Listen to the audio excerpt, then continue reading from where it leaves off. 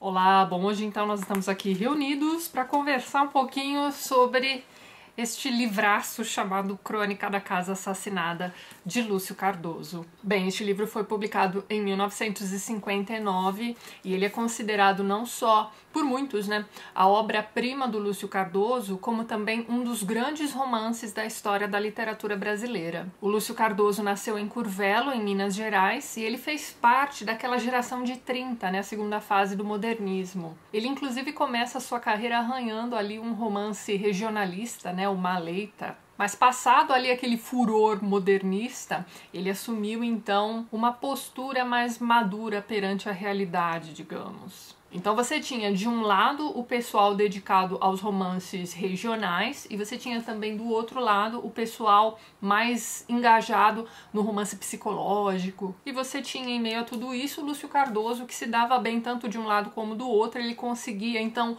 conjugar essas duas áreas da segunda fase do modernismo em suas obras. O maior exemplo disso é este livro aqui que eu tenho em mãos, o Crônica da Casa Assassinada. Ele traz uma carga psicológica acachapante, eu diria, mas ao mesmo tempo tem muito de sua crítica social, principalmente no que tange às grandes famílias tradicionais de Minas Gerais do começo do século passado. Um outro detalhe interessante a respeito do autor é que ele era muito influenciado pelos escritores católicos, principalmente os escritores franceses. Então, religião é um tema que perpassa toda essa obra aqui. Inclusive, o próprio autor é bastante preocupado com o tema da culpa e da danação. E veja bem, Lúcio Cardoso, nascido ali no início do século passado, fez parte da geração de 30, publica este livro aqui em 1959, era um autor declaradamente homossexual. E é bom ter isso em mente também quando a gente considera a personagem principal aqui deste livro, que é a Nina. Vocês se lembram lá daquele meu vídeo sobre a obra da Júlia Lopes de Almeida, o A Falência? Então, naquele livro, a autora chega a fazer uma crítica nada velada aos autores, aos grandes autores de romances e tudo mais, que castigavam suas protagonistas femininas que saíam da curva. Então é só a gente lembrar de Flaubert com sua Madame Bovary e também do Tolstói com sua Ana Karenina. Ambos têm vídeo aqui no canal. Se você já leu esses livros, você sabe do que é que eu estou falando. Mas então, naquele livro mesmo, ela critica esses autores, mas também dá um fim bastante, como é que vamos dizer, castigado mesmo para aquela protagonista fora da curva que ela cria na Falência. Mas veja bem, nada se compara ao que Lúcio Cardoso faz com Nina, sua protagonista aqui nesse livro. Mas vamos ao livro. Bem, eu tinha dito a vocês que Nina era a personagem principal de Crônica da Casa Assassinada. Mas veja bem, observe o título, Crônica da Casa Assassinada. Olhe bem para esta personificação, ou prosopopeia, como preferir. Para que essa casa seja assassinada, ela precisa ter vida. Então a casa é assassinada, e isso está aqui no título do livro. Portanto, a casa é o grande personagem dessa história. E veja bem, essa é uma casa velha, em decadência, que já foi a casa grande de uma grande fazenda do interior de Minas Gerais. Hoje em dia ela é então apenas um casarão de uma chácara que também está em decadência. As janelas dessa casa estão sempre fechadas para evitar que os vizinhos fiquem bisbilhotando, enfim, essa é a desculpa, mas então, as janelas estão sempre fechadas, portanto esta é uma casa que está permanentemente em penumbra. Isso é o personagem principal deste livro, veja bem. Toda vez que eu leio sobre uma casa muito protegida, os muros são muito altos, as janelas estão sempre fechadas, enfim, o que me vem à cabeça é a seguinte pergunta: mas espera lá, esses muros altos, estão protegendo quem está lá dentro ou estão impedindo que alguém entre? Ou será que está impedindo que quem está lá dentro saia? Ao longo das leituras nós vamos tendo essas perguntas respondidas, mas então aqui no caso, essas pessoas estão confinadas nesse casarão em perpétua penumbra para que ninguém observe o que está acontecendo lá dentro. E ao mesmo tempo essa casa acaba oprimindo todo mundo que está lá dentro. De certa forma, essa chácara dos Menezes aqui, onde fica essa casa, me lembrou em diversos momentos o Morro dos Ventos Uivantes, e eu tendo a concordar ali com Bataille quando ele compara a casa do Morro dos Ventos Uivantes ao inferno. Sem contar que este livro também é uma história de fantasmas. E veja bem, fantasma de gente viva. Recomendo que vocês vejam lá o meu vídeo sobre o Morro dos Ventos Uivantes, tá? Vou deixar o link aqui em cima e na descrição também. Mas então, por outro lado, vocês podem entender a palavra casa aqui do título como clã. Então aqui nós vamos ter a história de uma família em decadência. E aí a gente está falando de todos os tipos de decadência. Decadência financeira, moral, enfim. É a ruína em todos os sentidos. Então talvez a gente possa colocar esse livro aqui ao lado de obras como O Som e a Fúria, do Faulkner, E o Vento Levou, ou até mesmo Os Buddenbrook, do Thomas Mann. Mas observe só mais um pouquinho aqui o título desse livro. Veja bem, esse clã, essa casa, essa família, não está apenas em decadência. Ela foi assassinada. É muito pior. E tudo isso só olhando para o título, eu nem comecei a falar do livro ainda. Então primeiro vamos ao momento anedota aqui deste vídeo, que é quando eu conto para vocês sobre a minha experiência pessoal, certo? Então essa não foi a minha primeira tentativa de leitura da Crônica da Casa Assassinada. Meu primeiro contato com esse livro foi durante o último ano de faculdade, quando uma amiga minha, resolveu me emprestar esse livro. Só que veja bem, eu juro que eu tentei ler esse livro, mas eu não devo ter passado da página 100, sei lá. O que acontece é o seguinte, esse clima de penumbra que paira nesse livro todinho começou a me incomodar muito. E eu tinha TCC para entregar, e foi um semestre em que eu comecei a dar aula também na escola em que eu trabalhava. Eu sou professora de inglês, tá, gente? Então, eu comecei a dar aula para turminhas de crianças não alfabetizadas ainda. Então, elas tinham ali 3, 4 anos de idade. Como é que você sai da leitura de um capítulo desse livro e entra numa turminha dessas para dar aula? Não deu certo e eu tinha que entregar meu TCC, enfim. E esse clima de penumbra do Crônica da Casa Assassinada ficou comigo durante todos esses anos. Então, assim, toda vez em que eu ouvia falar sobre esse livro, eu tinha aquela reação física, sabe, de encolher os ombros e olhar pra baixo, assim, de, ah, meu Deus, aquele livro. E mesmo agora, depois de ter lido de cabo a rabo, completei a leitura direitinho, li textos de apoio e tudo mais, completei essa leitura já deve fazer mais ou menos uma semana, toda vez que eu me lembro desse livro é a mesma coisa, ah, meu Deus, aquele livro. Tudo isso só pra dizer a vocês que este livro aqui não é um livro comum. Isso aqui é uma experiência de leitura. Então eu vou comentar algumas coisas desse livro, mais no intuito de introduzi-lo para novos leitores, ou para possíveis leitores. E essa é a minha missão do dia, deixar uma pulguinha atrás de vossas orelhas, certo? Então depois de me despedir de vocês, eu vou ficar mais um pouquinho para conversar com o pessoal que já leu o livro. Mas veja bem, somente o pessoal que já leu o livro. Se durante este vídeo você sentir alguma vontade de ler este livro um dia, não veja esse vídeo até o final, hein? Estou avisando. Continuando, bem, eu acho que eu devo dizer-lhes também que, apesar de reconhecer que este é um grande livro e o autor é um gênio, o livro é genial e tudo mais, este não é um livro perfeito, ele não é um livro redondo. Ele tem falhas. Falando um pouquinho sobre a forma dele, é o seguinte, este livro é composto por cartas, entradas de diário, depoimentos, confissões, tanto dos moradores da chácara, como também do médico da família. Você tem ali alguns depoimentos do farmacêutico também. Então é isso, são as pessoas envolvidas de alguma forma com essa história. E esses trechos não obedecem nenhuma ordem. Então o leitor mesmo vai formando a linha do tempo conforme a leitura. Esse é o seu trabalho. Portanto, este aqui é um livro que exige do leitor.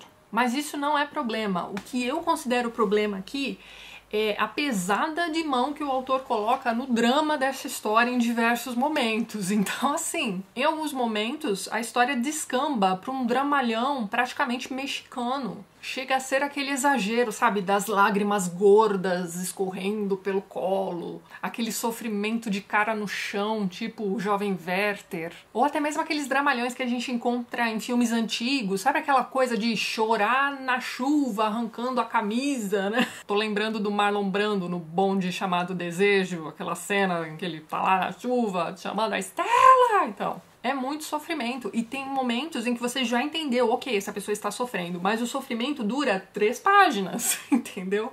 Então em alguns momentos o drama é bastante exagerado por aqui, não vou mentir pra vocês, principalmente nas falas ali de uma pessoa que é a cunhada ali da história, a gente já vai chegar lá. Primeiro vamos ao enredo. Então aqui nós temos a seguinte situação, são 3 irmãos, os 3 últimos herdeiros de uma grande família muito conhecida lá em Minas Gerais. Esta família já teve muito brilho e sucesso em algum momento e agora eles são decadentes, como eu já tinha comentado com vocês. Mas então, são esses os 3 últimos irmãos do clã. O mais velho, que é então o administrador ali da coisa toda, ele é casado com uma mulher muito sem graça, eles já passaram da meia-idade, não tiveram filhos, e é isso, vivem lá amargurados nessa casa. Os 3 irmãos moram na mesma casa, veja bem. Então tem esse primeiro casal, depois você tem o irmão do meio, que é um invertido, veja bem. Então ele vive enclausurado em seu próprio quarto, vestindo ali os vestidos que foram da mãe deles. Como ele é considerado uma grande vergonha para a família e tudo mais, todos ignoram sua presença e ele tá sempre lá enclausurado no quartinho dele, trocando ali de roupa, usando os vestidos da mãe, as joias, esse tipo de coisa. E esse é provavelmente o irmão mais interessante, ele tem um papel muito importante aqui nessa história. E depois nós temos o terceiro irmão, que é o mais novo, praticamente ali o personagem mais normal ali, se é que é possível, dentro dessa história toda, tá? Então, ele é o mais novo. E ele vai, num dado momento, ao Rio de Janeiro, acaba se apaixonando por uma moça que ele vê ali saindo de uma pensão e tal. Então, se apaixona por essa moça, se casa com ela. Só que, veja bem, ele conta várias mentiras pra essa moça. Ele vai dizer que ele é muito rico, de uma família tradicional de Minas Gerais, fazendeiro, aquele tipo de coisa. Enfim, ele dá a entender que ele tem muito dinheiro. Eles se casam, vão pra Minas, e quando eles chegam ao casarão decadente, ela percebe que foi enganada, enfim. Além disso, ela não é bem-vinda. Então, ela é considerada muito bonita, muito espevitada, chama muita atenção, incomoda aquelas pessoas, principalmente a cunhada, que é ali aquela mulher sem graça que eu já tinha comentado com vocês. Mas então, ela vai, como é que vamos dizer, incitando o ciúme, algumas situações muito complicadas ali naquela casa, sendo ela mesma. Ou seja, fica aquele climão instalado, certo? A única pessoa que a recebe bem e que vai ter ali uma certa amizade com ela é o Timóteo, né? O irmão invertido, enclausurado e tudo mais. Inclusive, os dois acabam combinando uma vingança contra os outros irmãos. Veja bem, inclusive o marido dela.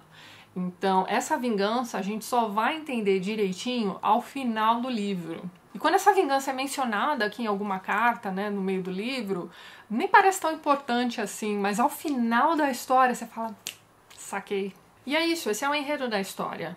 Parece nada demais, não é mesmo? Mas é aí que você se engana. Eu vou contar pra vocês só o que se passa no primeiro capítulo aqui do livro, tá? Então, o livro começa com uma entrada de diário de um rapaz chamado André. E André está escrevendo sobre sua mãe que está morrendo no quarto ao lado. Ele passa o tempo todo tentando ir lá, ficar um pouco com a mãe, aquela coisa toda, mas ele é impedido, né? A própria mãe não quer que ele entre. Mas um dia ele entra mesmo assim e vai conversar com essa mãe. Durante essa conversa, nós vamos percebendo que eles foram amantes. Então, assim, você já começa a leitura desse livro com um estranhamento tremendo, porque você está lendo sobre um incesto, você está lendo sobre uma mãe e um filho juntos, numa situação ali, numa cama de doentes, enfim. O Lúcio Cardoso já começa chutando balde, esfregando na tua cara, sabe? Se é pra te chocar, ele já te choca logo no primeiro capítulo. Então, assim, essa é uma história que vai girar em torno de um incesto também. E a partir desse primeiro capítulo você vai lendo então essas cartas, depoimentos, confissões dessas pessoas envolvidas com essa história esquisita. E veja bem, todos estão errados. Essa história toda é muito errada. Você tem essas pessoas o tempo todo se esgueirando pelas sombras, né, na surdina, tentando observar o outro, né, cuidar da vida do outro, e o outro, no caso aqui, é a Nina, essa intrusa. Ela é o estrangeiro em meio a essa família esquisita, certo? Além disso, ela é aquela que chega para incomodá-los, para mostrar na cara deles o quão horríveis eles todos são. E de certa forma, ela faz isso com o leitor também, viu?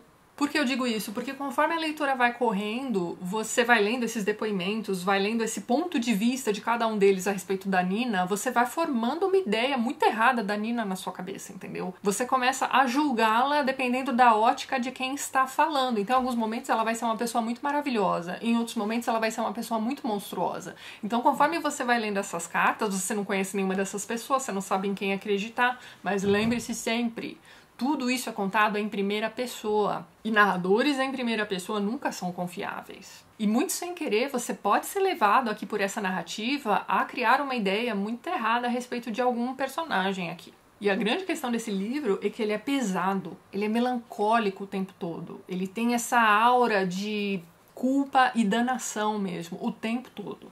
É como se o leitor entrasse no pesadelo dessas pessoas. Esses pesadelos são horrorosos. E mesmo assim, este aqui é um livro excelente. Conforme a leitura vai correndo, provavelmente ali no primeiro capítulo mesmo, você vai percebendo que não está lendo qualquer coisa. E dependendo do juízo de valor que você fizer, não só sobre a Nina, mas sobre alguns outros personagens aqui dentro também, esse livro vai te derrubar no final também. E bem, eu vou ficando por aqui para o pessoal que ainda não leu A Crônica da Casa Assassinada, deixando aqui a recomendação de um livrinho de apoio também, chamado Espaços de Memória, uma leitura de Crônica da Casa Assassinada de Lúcio Cardoso, escrito pela Marta Cavalcante de Barros. Este é um livro incrível, sobre uma leitura bastante psicológica, eu diria também, desse livro. Então, caso você tenha gostado do livro, queira ler um pouco mais sobre ele, ou esteja fazendo algum tipo de pesquisa, recomendo pra caramba esse livro pra vocês.